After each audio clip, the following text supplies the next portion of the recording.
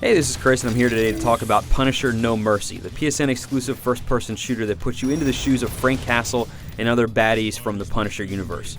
Now, while the Punisher universe, given all of its violence and all that kind of stuff, it actually seems like it could make a pretty cool setting for a video game, this thing really falls short in almost every single way and feels like very little more than a kind of lackluster Unreal Tournament mod. The story of the game is almost non-existent, and unless you're a fan of the Punisher, you're not going to understand who any of the characters are, what's happening, where it's going, anything like this. I watch these cutscenes, and even though I'm not the biggest Punisher fan, I've seen the movies or two, I have no idea what's happening in this game, and that is pretty terrible. All this just to get to me. Well now, someone's a little full of himself. Now, the game was clearly designed to be a multiplayer game, so when you step in and jump into the single-player game first, you're going to find that it's only 4 or 5 missions long, and each of these missions is essentially just a bot match against computer players. The rest of the game is basically an online game where you have, your standard set of deathmatch, team deathmatch.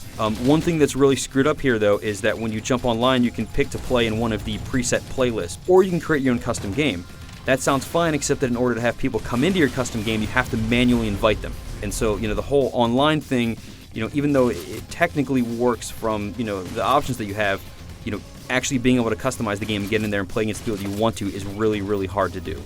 As far as the graphics go, this is an Unreal Engine 3 based game, and while you would think that makes the game look pretty good, the art direction here and the level design and all that kind of stuff is actually pretty poor. The whole thing doesn't really come together as a package in the way that it should.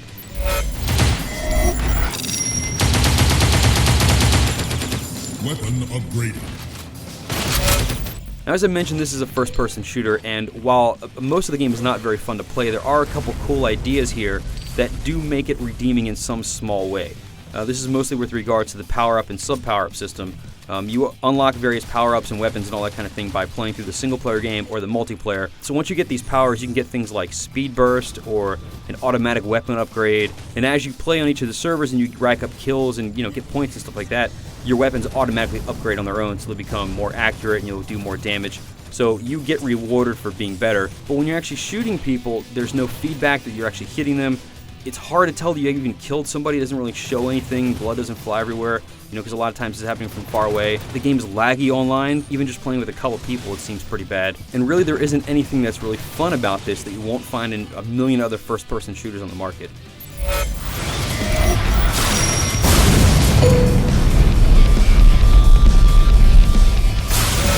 So overall, the Punisher: No Mercy just punishes you. There's not really anything to like here. As I mentioned, the upgrade system is cool, but the game that you're playing that wraps that up inside of itself is not fun at all. There's not really a whole lot to play here. What's there is boring, and it doesn't really work well. So I wouldn't buy the game, but if you want to read our full written review,